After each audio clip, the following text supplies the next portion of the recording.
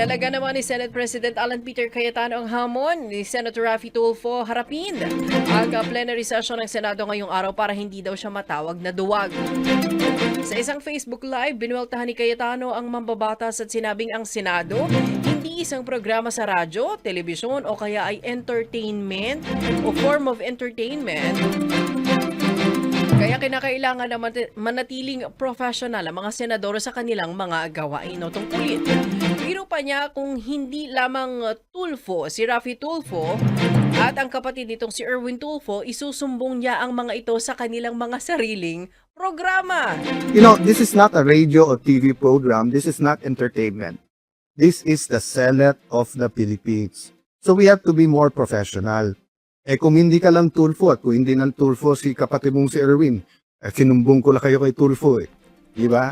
Pero ang reality is, because nandiyan kayo, because you have a strong voice, use it for the good of the country. Samantala, ginit nga ni Cayetano na ang hindi pagsipot ng majority block sa sesyon kamakailan lang bahagi ng kanilang protesta para tutulan ang tinatawag nilang puppet senate na isinusulong ng minorya. Bilang tugon naman, nananawagan ngayon ang minorya na magbitiw na sa pwesto si Cayetano kaugnay ng pag-boycott ng majority block sa mga sesyon ng Senado. Radyo natin nationwide! Midweek po tayo ngayon, araw ng Miyerkules, tapos petsa natin June 3, 2026. Kasama po ninyo sa ngalan ni partner Angel, Angelo Palmones, sa maulang umaga ng Wednesday dito po sa Metro Manila. Kamusta po ang weather sa inyong mga lugar at mga probinsya? Narito po ang ating ulo ng mga balita. Radyo natin nationwide! Ang Solid Block 11, pinagre-resign na si Senate President Alan Peter Cayetano. Representative Kiko Barzaga pinatalsik naman sa Kamara. Pagbasa ng sakdal kina Senator Jinggoy Estrada at dating DPWH Secretary Bunuan dahil sa kasong graft ipinagpaliban. Hotline naman para sa National Medical Emergency isinusulong sa Kamara. Barangay at SK elections ngayong taon tuloy na ayon sa COMELEC. Isang sanggol inuntog sa sahig ng yaya nito, isinilid sa Ecobag hanggang bawian ang buhay sa Quezon City. At mag-asawang senior citizen, pinatay ng sariling anak sa Pasig City sa Iloilo. Radyo natin nationwide! Tamang oras natin 18 minutes after 7 in the morning. Kasama po ninyo si Ate Cheska. Sundan ho kami sa radyo natin nationwide, Facebook Live, YouTube Live, at yung mga social media accounts natin. Mahanap nyo rin po ako sa social media. Hanapin nyo po Cheska San Diego Bobadilla. Sa detalye ng mga balita ngayong araw na ito, inamo ng mga kasapi ng minorya sa Senado si Senate President Alan Peter Cayetano mag-resign. Magbitiw na sa pwesto. Git ng Solid Block 11, dapat daw mag-resign na lamang si Cayetano dahil hindi naman daw nagagampanan ang kanyang tungkulin bilang Senate President. Ang apela ng minority group kasunod ng hindi na naman pagsipot ni Senator Alan Peter Cayetano sa sesyon ng kapulungan kahapon. Pagbibigay diin ng minority senators ang pagiging no-show ni Cayetano, malinaw na pagtalikod sa kanyang responsibilidad at pagsasawalang bahala sa mga tuntunin ng institusyon. Maaari lamang nilang ipagpaliban ng Senate o maaari lamang daw na ipagpaliban ng Senate President ang Senate sessions kapag naikonsulta na ito sa majority at sa minority leaders, bagay daw na hindi naman niya ginawa. Radyo natin nationwide! Giniit naman ni Senate President Alan Peter Cayetano na handa siyang bumaba sa pwesto anumang oras kung makakakuha ang kanyang mga kritiko ng sapat na bilang ng boto para mapalitan siya bilang leader ng Senado. Sa isang Facebook Live broadcast nito, sinabi ni Cayetano, kailangan ng minorya ng hindi bababa sa 13 boto upang maalis siya sa pagiging SP o Senate President. Anya, wala siyang balak na kumapit sa kanyang posisyon kung malinaw naman o malinaw na majority ang nais na mapababa siya sa kanyang liderato. Sa kabila ng kasalukuyang 11-11 na pagkakapatas ng majority at minority blocks, iginit ni Cayetano na nananatili pa ring 13 ang kanilang bilang. Paliwanag nito, hindi daw nawawala ang katayuan ng isang senador bilang miyembro ng mayorya kahit ito ay nasa ibang bansa, nasa kustodiya ng batas o hindi pisikal na nakakadalo sa mga sesyon. Radyo natin nationwide. 20 minutes after 7 in the morning. Pinamo naman ni Senator Raffy Tulfo si Senate President Alan Peter Cayetano. Personal daw siyang dumalo sa sesyon at humarap sa kapwa-senador o sa mga kapwa-senador kung tunay itong matapang. Ayon kay Tulfo, nararapat na sa sesyon isagawa ang debate at huwag daw idaan sa Facebook live broadcast ang kanyang paliwanag at mga pahayag ng kanyang panig. Binatikos din ni Senator Francis Pangilinan ng pahayag ni Cayetano na ang boycott ay pagpapakita ng kalayaan ng Senado laban sa umano'y pakikialam ng Malacanang. Higit nito, hindi iyan pagtatanggol sa kalayaan ng institusyon kundi isang anyo ng kawalang pananagutan. Yan daw ang ginawa ng Senate President. Samantala, nananawagan naman si Senator Panfilo Lacson sa mga miyembro ng Majority Bloc dumalo sa sesyon, gampanan din ang kanilang tungkulin bilang mga halal na opisyal. Dagdag pa ni na Senators Sherwin Gatchalian, Senator Bam Aquino, Senator Erwin Tulfo at Risa Ontiveros, wala daw dahilan para lumiban o umabsent sa trabaho ang mga senador, lalo tumatanggap sila ng sahod mula sa pondo ng bayan. Radyo natin nationwide.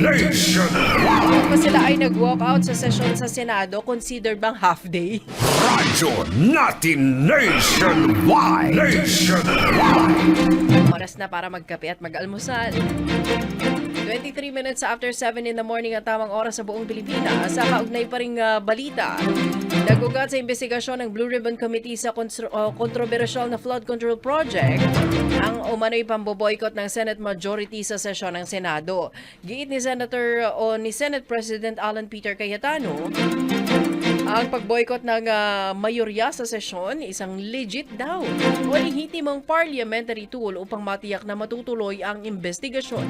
Sa kanyang FB live broadcast matapos na hindi dumalo sa sesyon, sinabi ni Cayetano na kung kinikilala ang naging walkout ng minorya noong Mayo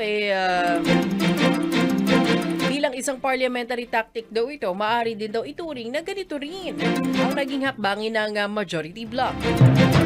Ayon sa kanya, mahalaga na mapanatili ng Majority Bloc ang pamumuno sa mga komite upang maipagpatuloy ang nakatakdang pagdinig sa isyu ng flood control. Iginiit din niya na ang kanilang aksyon ay naaayon sa mga umiiral na tuntunin at proseso ng Senado. Samantala, hindi naman masabi ni Cayetano kung magkakaroon na ng sesyon mamaya o kung ang magiging epekto sa kanilang sakaling hindi daw maisagawa ang formal na CDG adjournment ng Senado. Ano kaya ang susunod ng mga eksena? Radyo natin nationwide. Kasama niyo pa rin po si Ate Cheska. Tinawag ng dating Senate President na si Franklin Drilon. Sa isang hari na walang kaharian si Senate President Alan Peter Cayetano. Ayon kay Drilon, nawala ng kontrol si Cayetano sa kapulungan matapos maaresto si Senator Jinggoy Estrada at habang patuloy naman na nagtatago si Senator Ronald Bato de la Rosa dahil sa kinakaharap na arrest warrant nito. Sa kasalukuyan, tiglabing isang senador ang bumubuo sa majority at minority blocks dahilan upang maging patas ang balanse ng kapangyarihan sa 22 aktibong miyembro ng Senado. Dahil dyan, sinabi ni Drilon na wala ng sapat na bilang ang mayorya para magpasa pa ng mga panukalang batas o resolusyon nang walang suporta mula sa minorya. Anya, kakailanganin ng kampo ni Cayetano ang pakikipagtulungan ng kabilang panig upang maisulong ang anumang legislative o legislatibong hakbang sa Senado. Samantala, hinamo naman ni Cayetano ang minority bloc na magtipon ng kinakailangan na 13 votes o 13 boto kung nais umano nitong patalsikin siya sa pwesto bilang Senate President. Radyo natin nationwide. Schools Division Office ng Occidental Mindoro nagsagawa ng Brigada Eskwela 2026 kick-off. Yan po ay sa bayan ng Santa Cruz sa Occidental Mindoro. Makibalita tayo mula 103.3 radyo natin sa Blayan.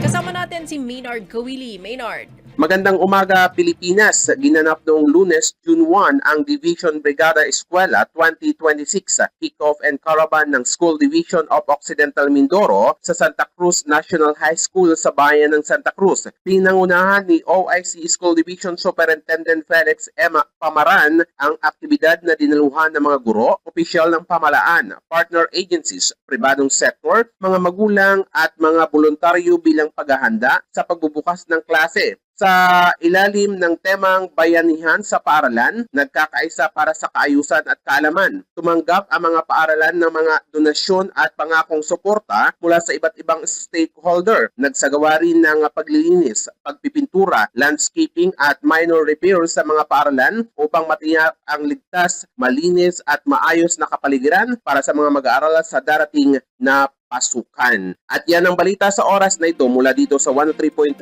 Radyo Natin FM Sablayan. Ako si Maynard Kawili, katuwang ang Philippine Information Agency Occidental Mindoro, nagbabalita para sa Radyo Natin Nationwide. Maraming salamat, Maynard. Samantala sa Naga din, ang Brigada Eskwela ay may kick-off sa Camsur National High School.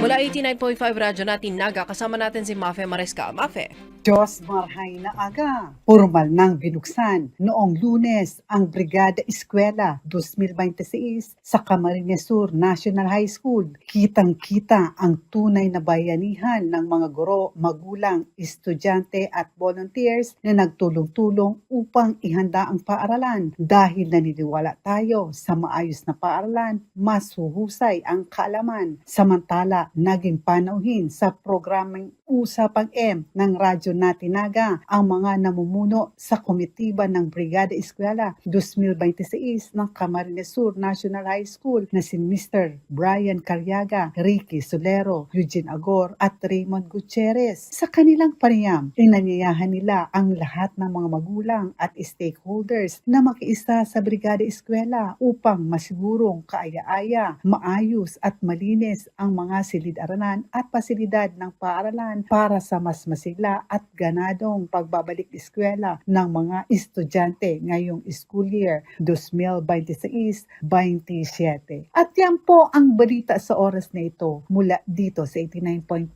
Radyo Natin Naga. Ako po si Mape Rigori Mariscal, nagbabalita para sa Radyo Natin Nationwide. Maraming salamat, Miss Mafe. Samantala, DPWH Secretary Vince Dizon bumisita naman sa Kalinga.